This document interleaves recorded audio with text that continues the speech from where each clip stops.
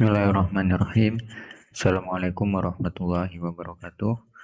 Alhamdulillahirrabbilalamin. Assalatu wassalamu ala asyrafil anbiya wal mursalin Sayyidina wa maulana Muhammadin wa ala alihi wa sahbihi ajma'in amma ba'd. Qalu subhanaka la ilma lana illa ma 'allamtana innaka antal alimul hakim. Mari kita memulai perkuliahan kita pada hari ini dengan bersama-sama mengucapkan lafaz basmalah. Bismillahirrahmanirrahim.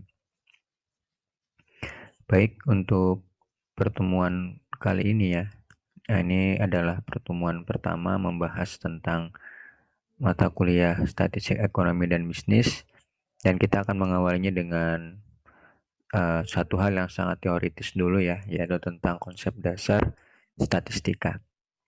Tuh. Jadi istilah statistika ya, statistika ini sebenarnya juga sudah sangat familiar di antara kita.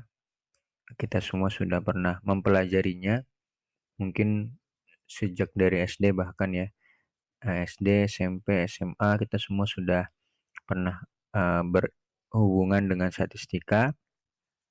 Maka dalam perkuliahan ini ya, dalam program studi baik itu perbankan syariah maupun ekonomi syariah, Anda juga akan berurusan ya, berhadapan dengan yang namanya statistika ekonomi dan bisnis. Tuh.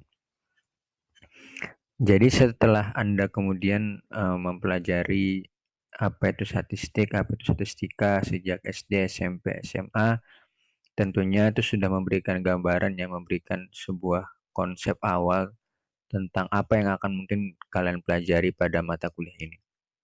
Oke, langsung saja. Ini beberapa pembahasan kita pada kesempatan kali ini. Kita akan membahas apa itu statistika, apa itu ruang lingkupnya. Kemudian statistika juga tidak terlepas dari istilah data.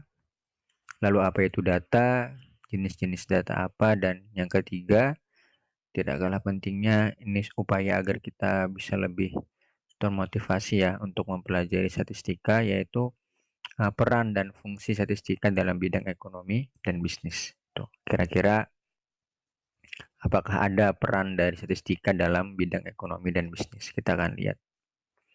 Oke, yang pertama, statistik.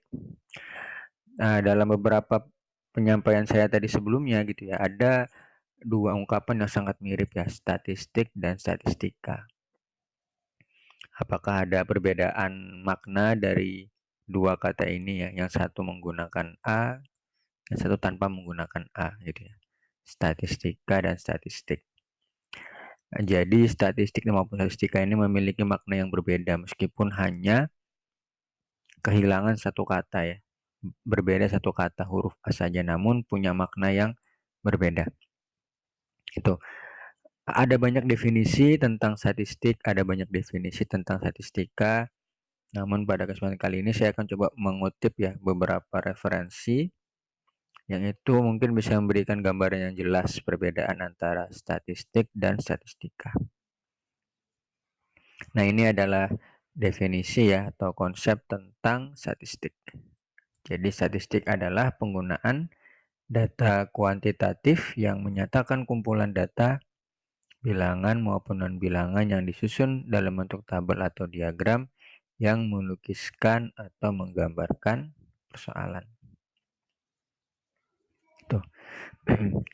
Jadi statistik ini adalah sebuah proses ya, sebuah metode, sebuah aktivitas mengolah data. Itu tentunya data kuantitatif, meskipun nanti data kuantitatif ini kemudian bisa jadi tidak semuanya berawal dari suatu hal yang berupa angka. Bisa juga dalam bentuk yang bukan berupa angka.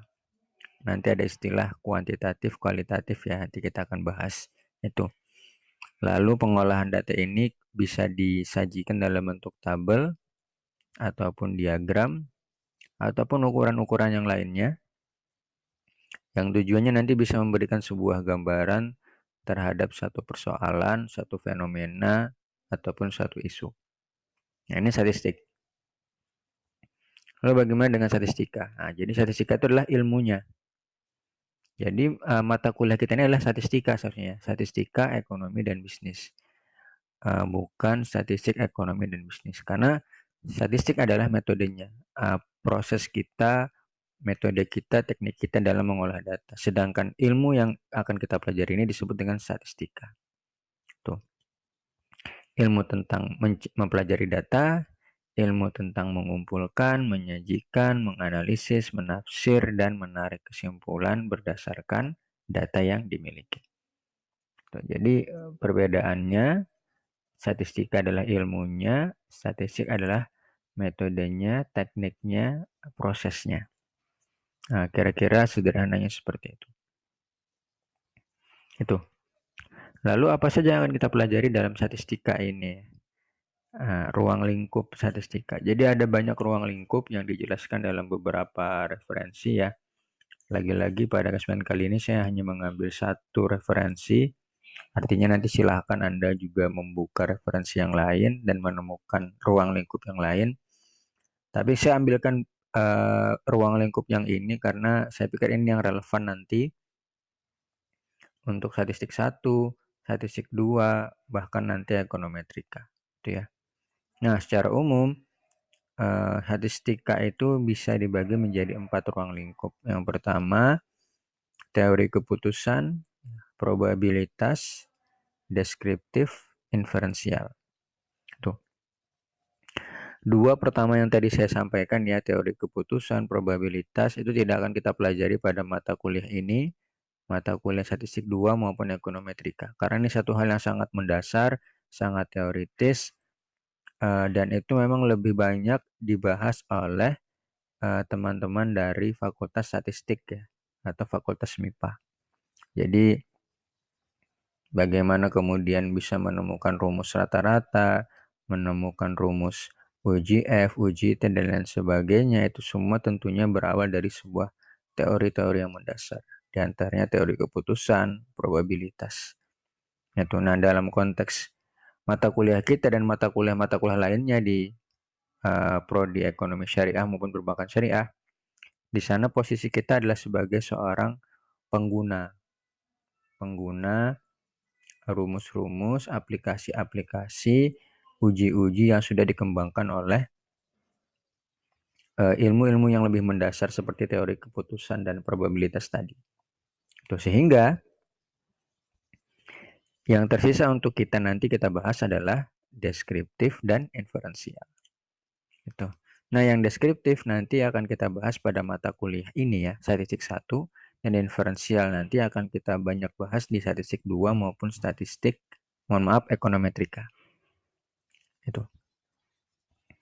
Lalu apa itu statistik deskriptif? Nah, ini gambarannya ya. Statistik deskriptif itu bagian dari statistika ya, benar ya, karena tadi statistik deskriptif itu kan salah satu ruang lingkup dari statistika. Jadi statistik deskriptif itu aktivitasnya mengumpulkan, mengolah, menyederhanakan, menganalisa, menginterpretasikan data menjadi bentuk yang lebih informatif.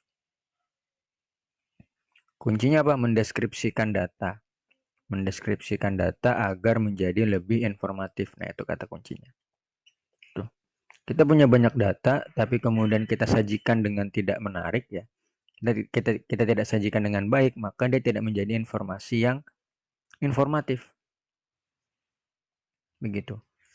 Kita punya data harga minyak goreng dari November 2016 sampai Januari 2018. Kalau kita hanya sajikan dalam bentuk tabel saja, itu tidak akan menjadi sebuah informasi yang informatif.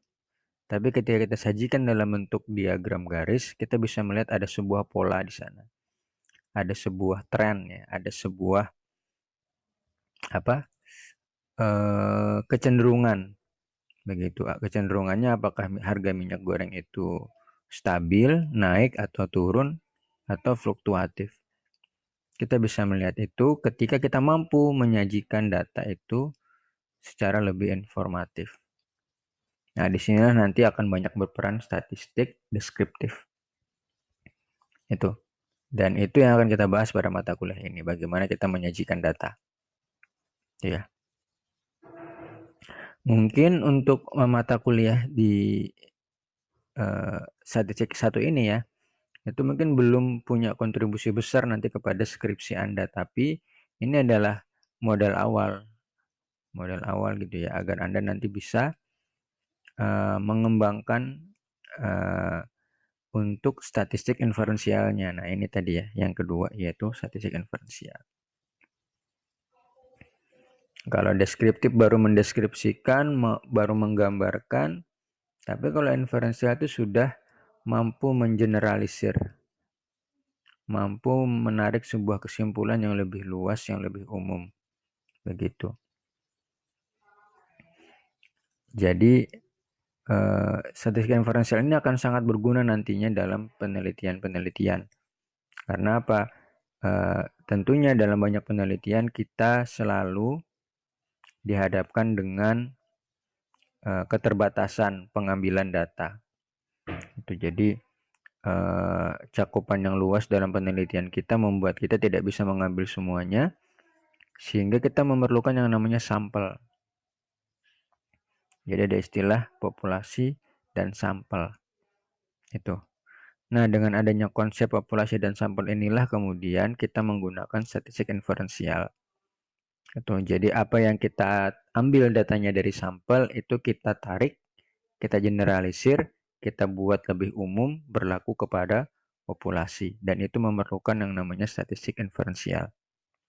Nah, ini gambaran yang lebih jelas ya tentang bagaimana itu populasi sampel. Jadi populasi itu adalah keseluruhan objek penelitian ya. Dalam konteks ini misalnya kita mau meneliti seluruh mahasiswa IAIN Samarinda, maka itulah populasinya. Dan dalam kenyataannya mungkin kita tidak bisa mengambil data seluruh mahasiswa gitu ya, karena keterbatasan tenaga, waktu, biaya, dan lain sebagainya. Maka kita perlu yang namanya sampel, perwakilan dari populasi tersebut.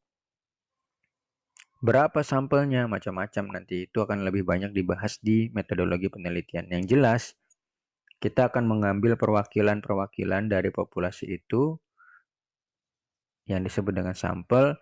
Dari sampel itu kita ambil datanya. Dari data yang kita temukan pada sampel itu kita generalisir berlaku kepada populasi. Nah, disitulah peran dari statistik inferensial. Jadi, statistik inferensial itu sangat membantu kita ketika berhadapan dengan data yang sangat banyak. Dan masih banyak lagi nanti bagian-bagian dari statistik inferensial yang akan sangat membantu kita dalam penelitian. Dan lagi-lagi nanti ini akan dibahasnya di semester berikutnya, di statistik 2. Kalau statistik 1 kita baru sampai pada tahapan statistik deskriptif, mendeskripsikan dulu. Itu. Nah, data. Seperti yang saya sampaikan tadi ya, berbicara tentang statistika, maka tidak terlepas dengan yang namanya data. Lalu apa itu data gitu ya?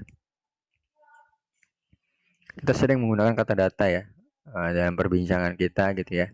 Dalam forum-forum ilmiah, setiap sebuah pernyataan, setiap statement, setiap justifikasi ataupun sebuah asumsi akan ditanya gitu ya, datanya mana gitu ya. Ketika kita mengatakan bahwa seluruh mahasiswa FEBI itu sejahtera, apa datanya? Apa buktinya kalau mahasiswa FEBI itu semuanya sejahtera? Apa datanya? Itu. Nah, jadi data ini sangat sangat penting ya. Sangat penting dalam sebuah aktivitas keilmuan ilmiah. Dan salah satu definisi tentang data ini adalah sebuah kumpulan fakta-fakta ya, angka-angka yang dapat dikumpulkan, dianalisis, diringkas, dan dapat disajikan atau ditafsirkan. Tuh. Jadi data juga tidak selamanya angka, gitu ya. Tapi data juga bisa berupa hal yang sifatnya mungkin bukan angka, yang nanti kita kenal istilah adanya kuantitatif, kualitatif, dan itu semua sangat mungkin kita olah menggunakan statistik. Meskipun nanti ada kekurangan kelebihannya. Tuh. Nah, ini data. Nah, kali ini saya akan coba menjelaskan tentang jenis-jenis data. Ya. Kita perlu juga kemudian mengidentifikasi ya, ketika kita menemukan data ini, dia termasuk data apa nih? Gitu. Kenapa? Karena nanti jenis data akan mempengaruhi bagaimana kita mengolahnya, bagaimana kita menganalisisnya.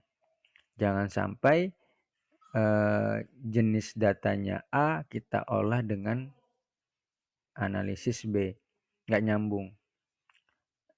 Dampaknya apa? Dampaknya sangat mungkin nanti kesimpulan yang diambil tidak tepat. Dampaknya bisa jadi deskripsi yang kita coba sampaikan itu bisa jadi keliru. Begitu. Maka kita perlu mengenal apa saja jenis data, contoh-contohnya agar kita nanti bisa memilih metode, teknik ataupun prosedur statistik yang tepat sesuai dengan jenis data yang kita miliki. Itu. Ada beberapa pembagian jenis data ya. Di sini saya berikan 3 atau 2 ya. Nanti kita lihat ya. Ini yang pertama, jenis data berdasarkan nilainya. Jadi ada data discrete, continue, dan dikotomi ya. Ini pembagian berdasarkan nilainya. Itu.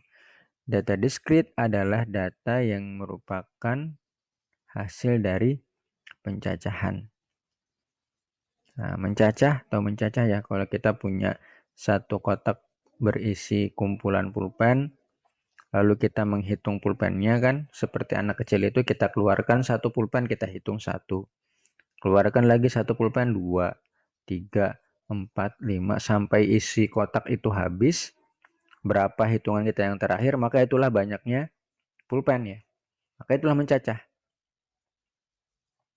Banyaknya anak, banyaknya hari, banyaknya buku, gitu ya, banyaknya toko, gitu ya. Kalau dalam konteks ekonomi bisnis, banyaknya nasabah, mungkin juga.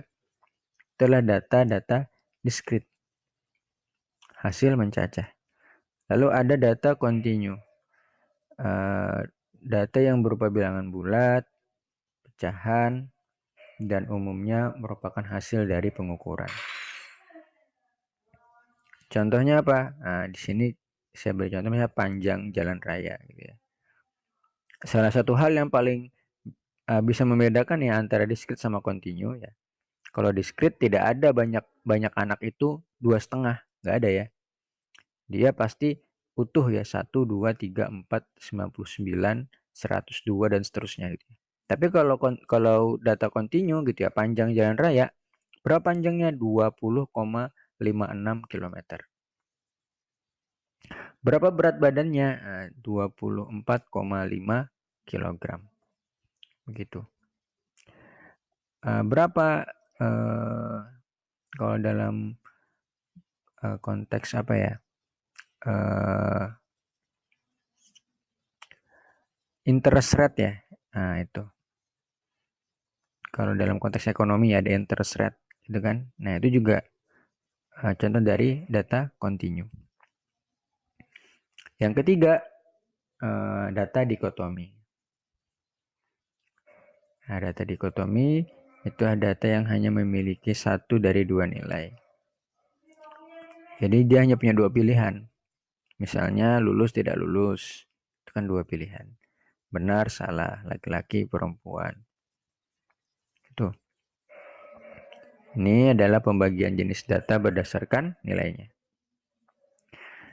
Kemudian jenis data berdasarkan skalanya. Dan ini yang nanti akan lebih penting ya.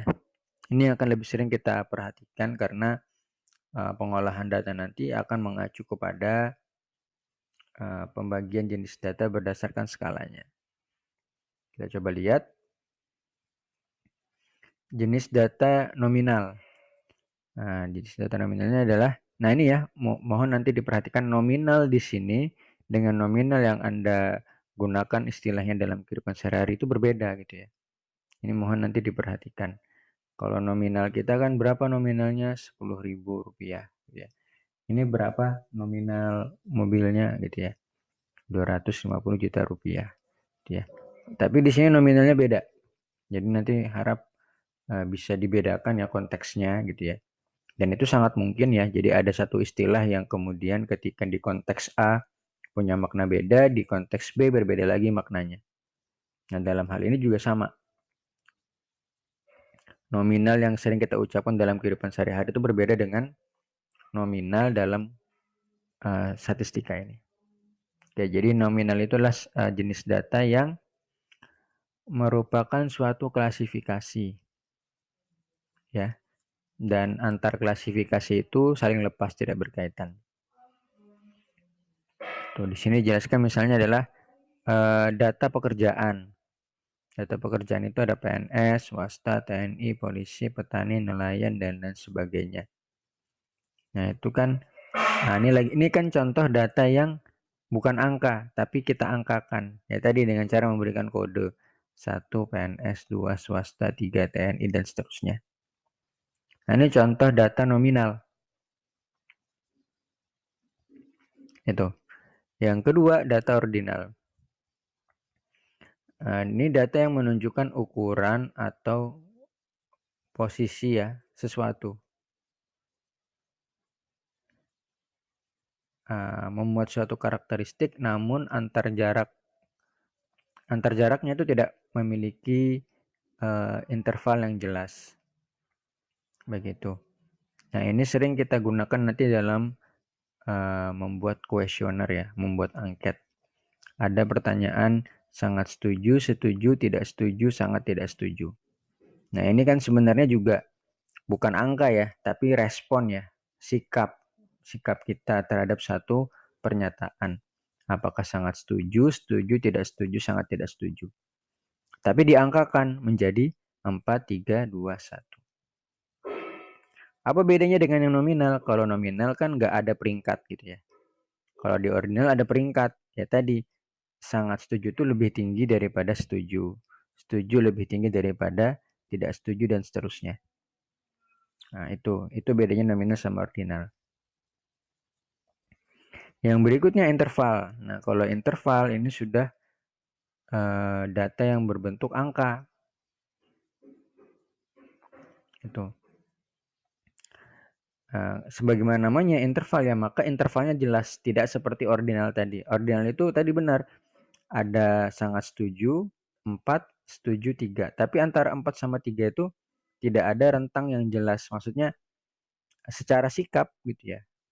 Ini membedakan antara yang sangat setuju dengan setuju itu bagaimana. Tiap orang akan berbeda-beda gitu kan ya.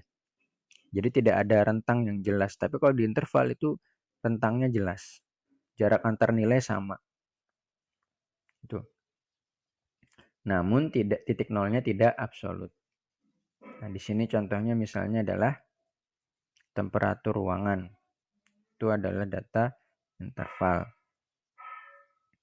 Di mana titik 0 derajat itu tidak berarti tidak ada suhu ya. Suhunya ada tapi 0 derajat.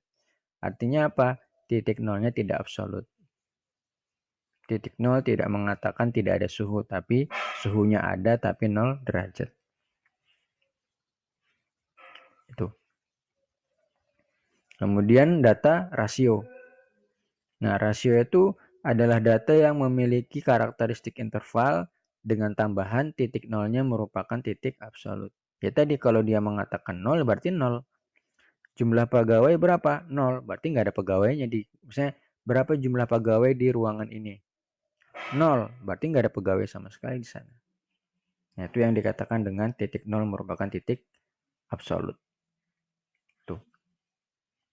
Nah, kedepannya nanti kemudian nominal ordinal itu kita kelompokkan menjadi data kualitatif.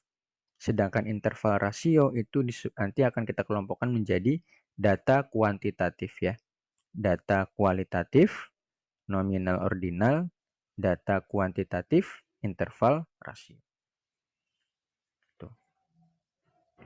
Nah, ini bagian yang terakhir ya, tentang peran dan fungsi statistika. Itu ya.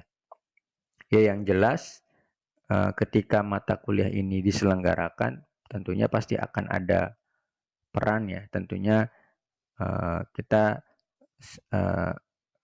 bisa menebak bahwa statistika ini punya peran dalam dunia ekonomi dan bisnis, baik itu di perbankan maupun di ekonomi secara umum ya. Itu. Lalu apa sih contoh-contoh peran dan fungsi statistika itu? Nah, kali ini saya coba akan tunjukkan beberapa saja dulu ya. Ini.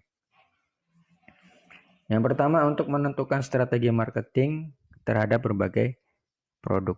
Gitu ya. Satu toko gitu ya ingin mengoptimalkan penjualan barangnya dengan melakukan upaya pemasaran marketing. Tapi dia yang belum tahu media yang mana yang lebih efektif untuk dia memasarkan produknya. Apakah pakai media online atau pakai koran misalnya. Tuh. Maka dia bisa melakukan sebuah riset ya, penelitian. Artinya apa? Dia mencoba memasarkan dengan online, lalu nanti dia juga mencoba memasarkan dengan koran, lalu dia lihat mana hasil penjualan yang lebih optimal. Dan itu nanti akan lebih sangat banyak terbantu ketika menggunakan statistik. Kita bisa mengambil sebuah keputusan yang tepat. Kita bisa menyimpulkan bahwa yang media online itu lebih baik daripada media koran ataupun sebaliknya dengan menggunakan statistika. Yang kedua, memberikan rekomendasi finansial gitu ya. Tuh, baik itu nanti keuangan secara rumah tangga ataupun keuangan secara makro ya, global gitu ya. Itu nanti kita bisa memberikan sebuah rekomendasi, bahkan kebijakan ekonomi ya, kebijakan perbankan gitu ya. Kita harus menyadari bahwa kebijakan-kebijakan yang dikeluarkan yang skala luas ya, skala global, skala nasional, itu tentunya akan memberikan dampak yang besar kepada banyak orang gitu ya. Maka tidak bisa kita kemudian asal memberikan kebijakan tanpa mempertimbangkan banyak hal. Nah, salah satu instrumen dalam mempertimbangkannya itu adalah statistik gitu ya. Mereka perlu uji dulu, melakukan sebuah uji.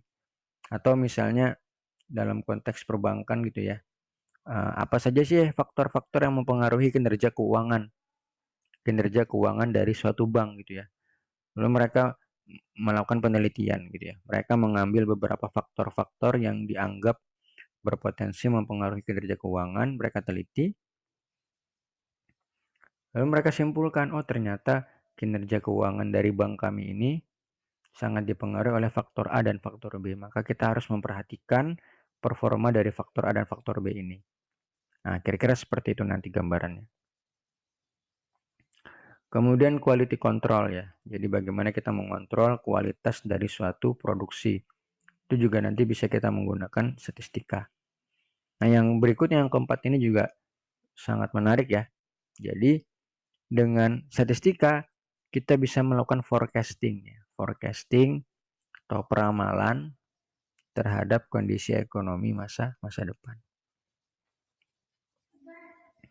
Dan kebanyakan juga kebijakan-kebijakan yang hari ini kita temukan gitu ya, itu juga mempertimbangkan bagaimana kondisi ekonomi di masa yang akan datang.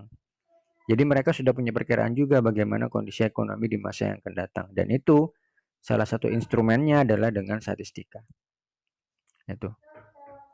Ya meskipun pada mata kuliah ini ya kita belum sampai pada level itu gitu ya, bisa meramalkan yang begitu akurat atau kemudian jauh ke depan gitu ya. Tapi minimal hari ini kita akan membahas konsep-konsep dasarnya sebagai modal ke sana. Nah itu. Jadi ini sebuah gambaran tentang bagaimana statistika itu punya peran dan fungsi sangat besar bagi konteks ekonomi dan bisnis. Nah itu ya. Nah demikian mungkin yang bisa saya sampaikan pada kesempatan kali ini. Silakan nanti jika ada yang mau didiskusikan lewat Google Classroom. Saya akhiri. Wallahul muwaffiq ila aqwamit thoriq. Wassalamualaikum warahmatullahi wabarakatuh.